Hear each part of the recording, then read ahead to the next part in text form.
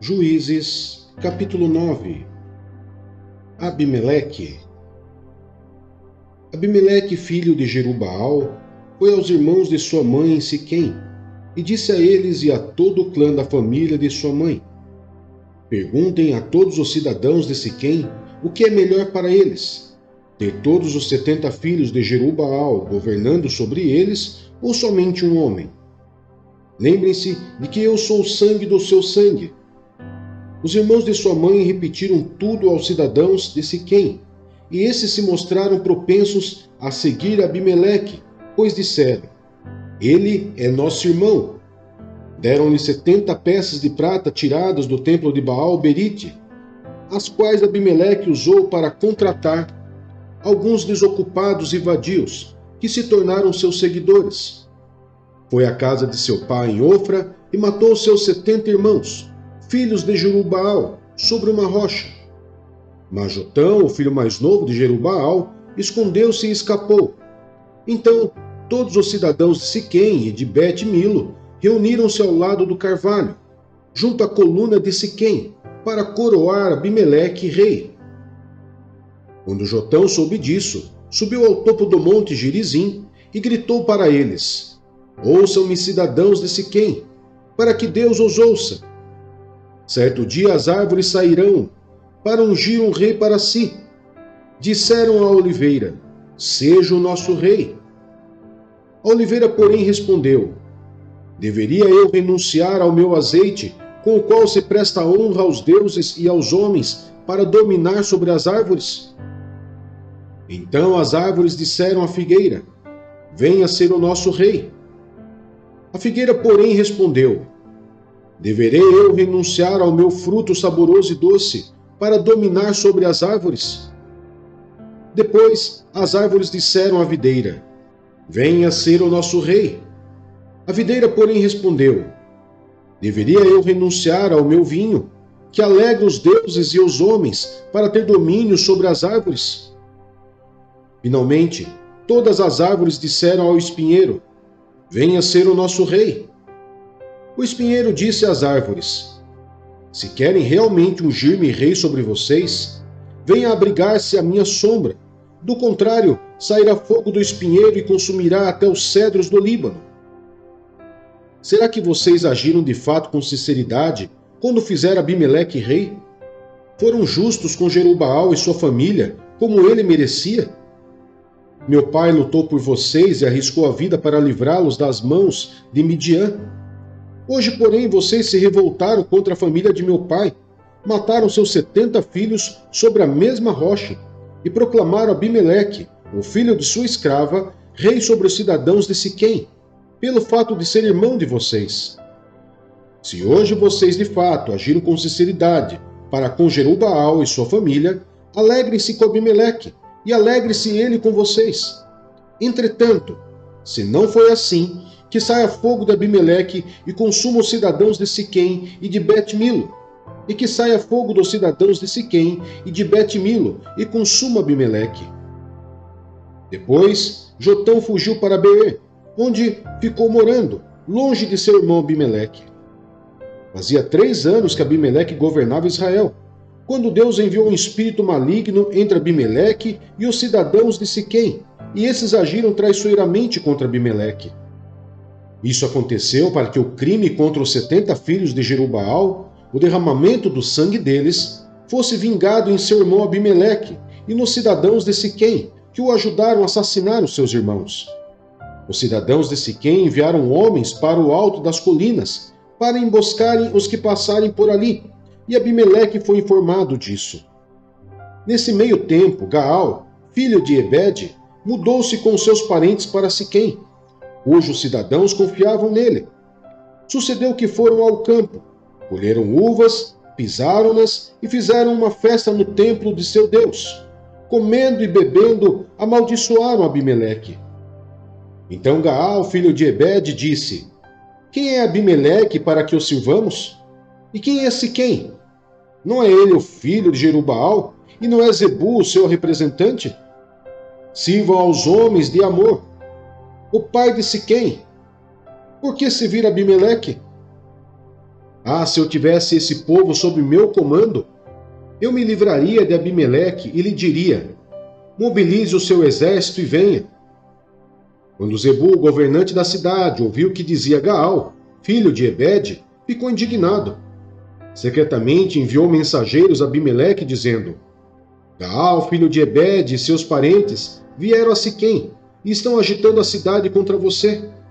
Venha de noite, você e seus homens, e fiquem à espera do campo. De manhã, ao nascer do sol, avance contra a cidade. Quando Gaal e sua tropa atacarem, faça com eles o que achar melhor. E assim Abimeleque e todas as suas tropas partiram de noite e prepararam emboscadas perto de Siquém, em 4 companhias. Ora, Gaal, filho de Ebede, tinha saído e estava à porta da cidade quando Abimeleque e seus homens saíram da sua emboscada. Quando Gaal os viu, disse a Zebul: Veja, vem gente descendo do alto das colinas. Zebul, porém, respondeu: Você está confundindo a sombra dos montes com homens. Mas Gaal tornou a falar: Veja, vem gente descendo da parte central do território, e uma companhia está vindo pelo caminho do carvalho dos adivinhadores. Disse-lhe Zebul: Onde está toda aquela sua conversa? Você dizia: Quem é Abimeleque para que o sirvamos? Não são esses os homens que você ridicularizou?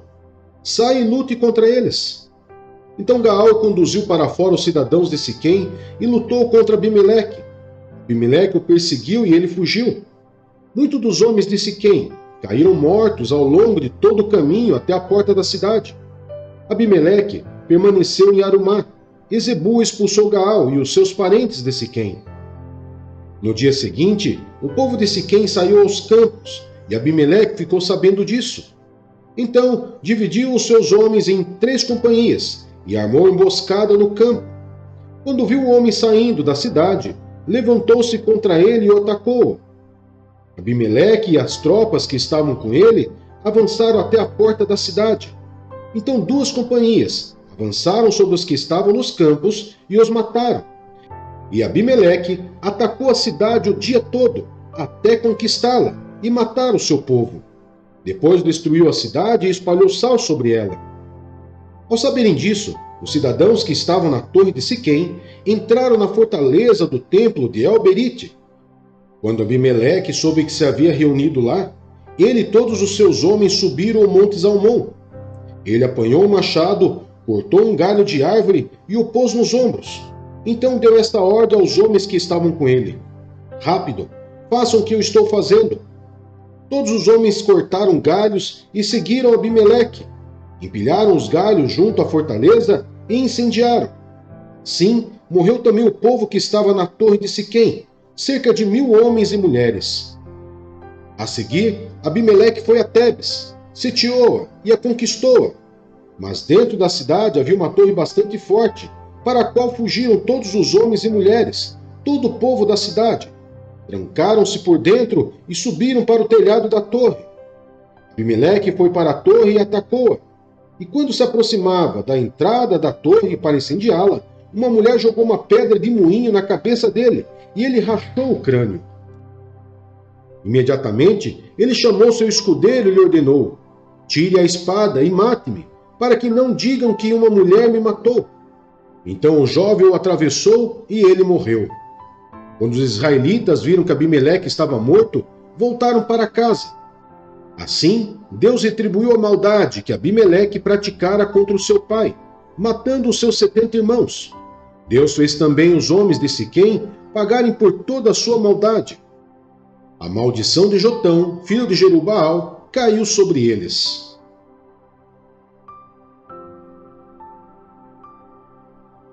Marcos capítulo 13.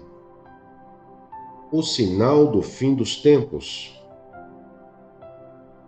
Quando ele estava saindo do templo, um dos seus discípulos lhe disse: Olha, mestre, que pedras enormes, que construções magníficas.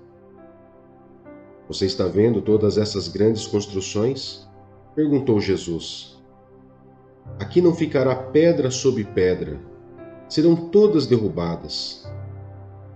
Vendo Jesus se assentado no Monte das Oliveiras, de frente para o templo, Pedro, Tiago João e André lhe perguntaram em particular: Dize-nos, quando acontecerão essas coisas? E qual será o sinal de que tudo isso está prestes a cumprir-se? Jesus lhes disse: Cuidado que ninguém os engane. Muitos virão em meu nome dizendo: Sou eu, e enganarão a muitos. Quando ouvirem falar de guerras e rumores de guerras, não tenham medo. É necessário que tais coisas aconteçam, mas ainda não é o fim. Nação se levantará contra nação e reino contra reino. Haverá terremotos em vários lugares e também fomes. Essas coisas são o início das dores. Fiquem atentos, pois vocês serão entregues aos tribunais e serão açoitados nas sinagogas.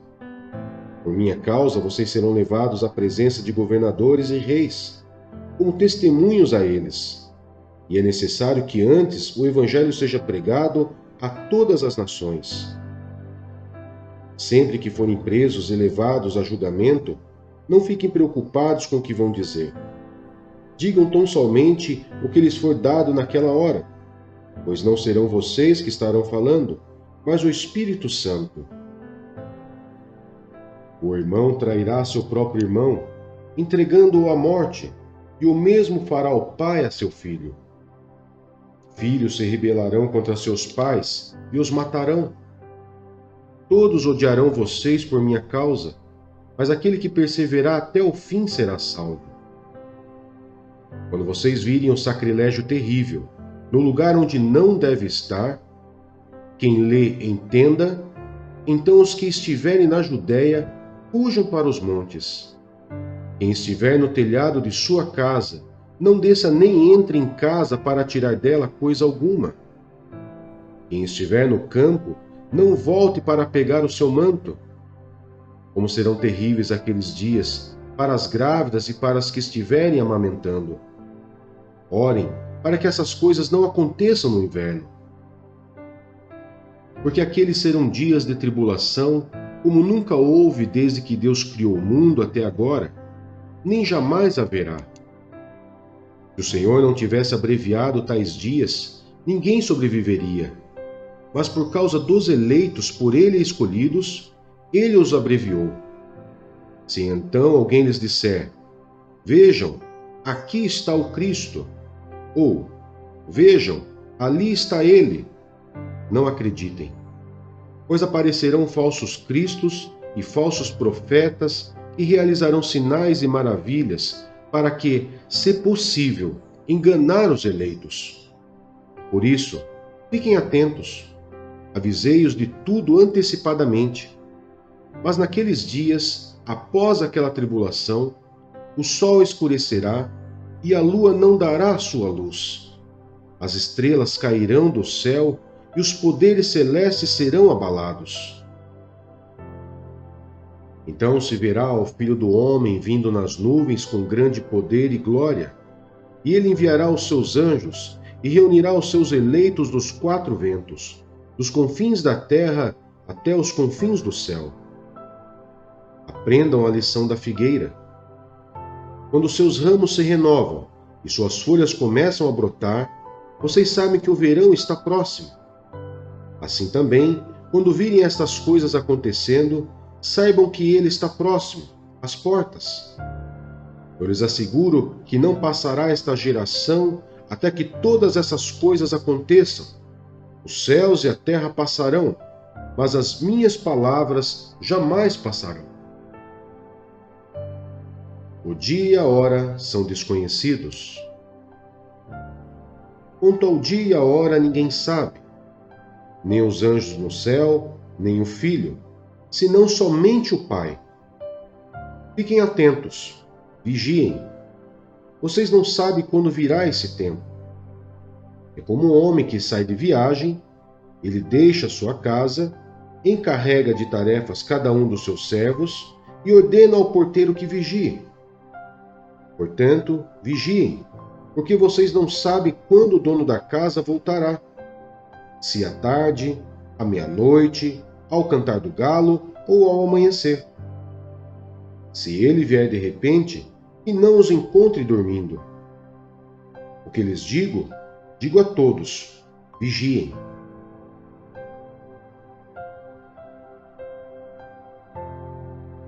Jeremias, capítulo 26.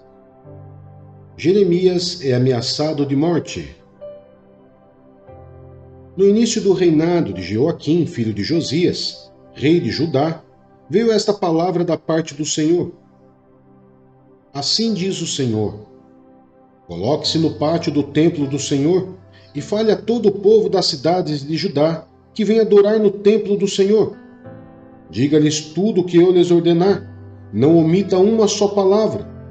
Talvez eles escutem e cada um se converta de sua má conduta. Então eu me arrependerei e não trarei sobre eles a desgraça que estou planejando por causa do mal que eles têm praticado. Diga-lhes: assim diz o Senhor, se vocês não me escutarem, nem seguirem a minha lei, que dei a vocês, e se não ouvirem as palavras dos meus servos, os profetas, os quais tenho enviado a vocês, vez após vez, embora vocês não os tenham ouvido, então farei deste templo que fiz do santuário de Siló, e desta cidade um objeto de maldição entre todas as nações da terra. Os sacerdotes, os profetas e todo o povo ouviram Jeremias falar essas palavras no templo do Senhor. E assim que Jeremias acabou de dizer ao povo tudo o que o Senhor lhe tinha ordenado, os sacerdotes, os profetas e todo o povo o prenderam e disseram: você certamente morrerá. Porque você profetiza em nome do Senhor e afirma que este templo será como Siló e que esta cidade ficará arrasada e abandonada? E todo o povo se ajuntou em volta de Jeremias no templo do Senhor. Quando os líderes de Judá souberam disso, foram do palácio real até o templo do Senhor e se assentaram para julgar a entrada da porta nova do templo do Senhor. E os sacerdotes e os profetas disseram aos líderes e ao povo: este homem deve ser condenado à morte porque profetizou contra esta cidade. Vocês o ouviram com seus próprios ouvidos.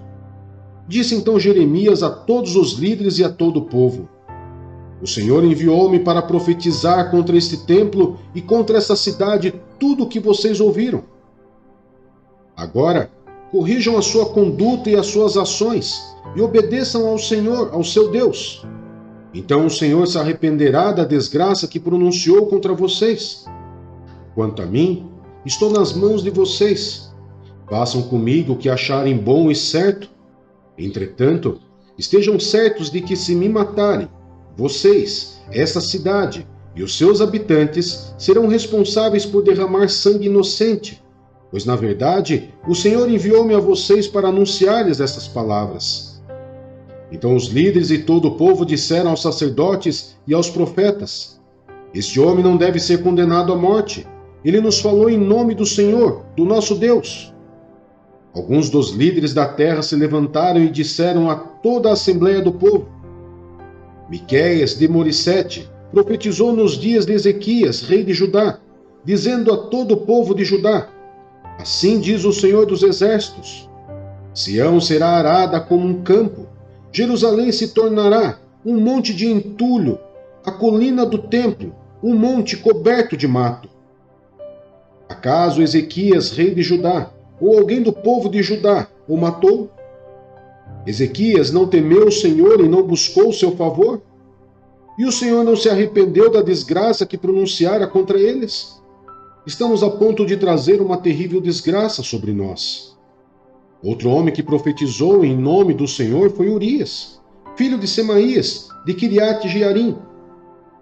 Ele profetizou contra esta cidade e contra esta terra as mesmas coisas anunciadas por Jeremias. Quando o rei Jeoaquim, todos os seus homens de guerra e seus oficiais ouviram isso, o rei procurou matá-lo.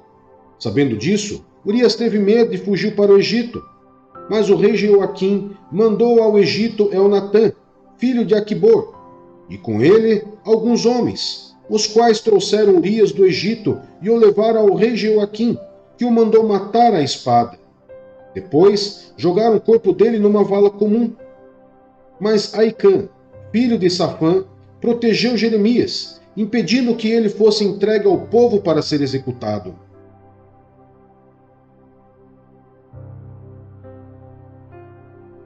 Atos dos Apóstolos, capítulo 15.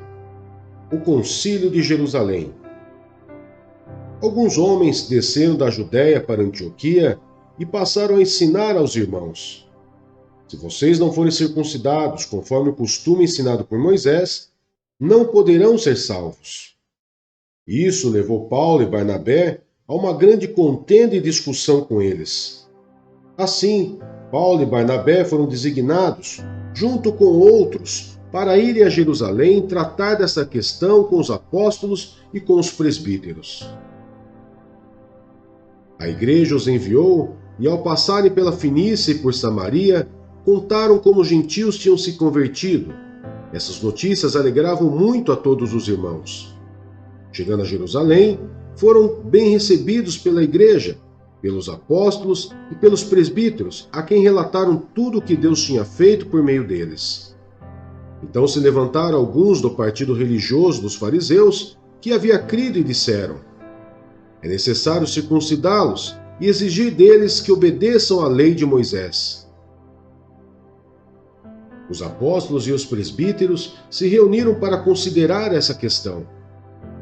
Depois de muita discussão, Pedro levantou-se e dirigiu-se a eles: irmãos, vocês sabem que há muito tempo Deus me escolheu dentre vocês para que os gentios ouvissem de meus lábios a mensagem do Evangelho e crescem.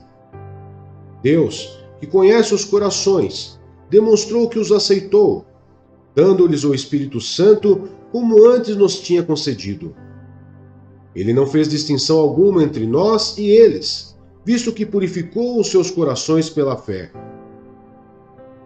Então, por que agora vocês estão querendo tentar a Deus, pondo sobre os discípulos um jugo que nem nós nem nossos antepassados conseguimos suportar? De modo nenhum. Cremos que somos salvos pela graça de nosso Senhor Jesus, assim como eles também. Toda a assembleia ficou em silêncio, enquanto ouvia Barnabé e Paulo falando de todos os sinais e maravilhas que, por meio deles, Deus fizera entre os gentios. Quando terminaram de falar, Tiago tomou a palavra e disse: irmãos, ouçam-me. Simão nos expôs como Deus, no princípio, voltou-se para os gentios a fim de reunir entre as nações um povo para o seu nome. Concordam com isso as palavras dos profetas, conforme está escrito: depois disso voltarei e reconstruirei a tenda caída de Davi. Reedificarei as suas ruínas e a restaurarei, para que o restante dos homens busque o Senhor, e todos os gentios, sobre os quais tem sido invocado o meu nome, diz o Senhor, que faz essas coisas conhecidas desde os tempos antigos. Portanto, julgo que não devemos pôr dificuldades aos gentios que estão se convertendo a Deus. Ao contrário, devemos escrever a eles, dizendo-lhes que se abstenham de comida contaminada pelos ídolos, da imoralidade sexual, da carne de animais estrangulados e do sangue. Pois desde os tempos antigos, Moisés é pregado em todas as cidades, sendo lido nas sinagogas todos os sábados. A carta do concílio aos cristãos gentios.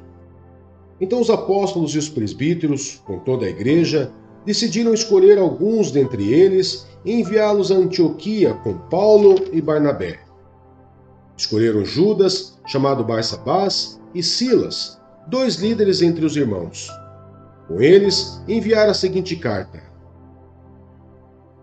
os irmãos apóstolos e presbíteros, aos cristãos gentios que estão em Antioquia, na Síria e na Cilícia. Saudações!